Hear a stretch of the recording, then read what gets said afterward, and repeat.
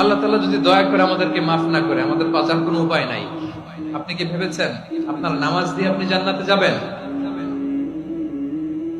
আপনি তাহাজ্জুদ গুজার, সেজদা দিতে দিতে কপালে দাগ ফেলেছেন, এটা আপনারা জান্নাতে নেবে না।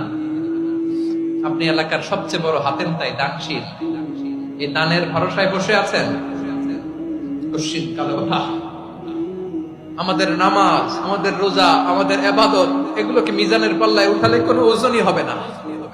তবে আমাদের একটা কৌশল জানা আছে, আমরা আল্লাহর রহমতের ভিখারি। আমরা সেদিন আগেই গুনার স্বীকৃতি দিয়ে দেব। আমরা বলবো, আল্লাহ তুমি প্রশ্ন করার আগে তোমার একটা কথা বলি, আমারে কিছু জিজ্ঞেস করো না, আমি সব করেছি। এমন কোন পাপ নাই যে পাপ আমারে দিয়ে হয় নাই। তোমার রহমত দিয়ে তুমি জান্নাতে পাঠাবা। তোমার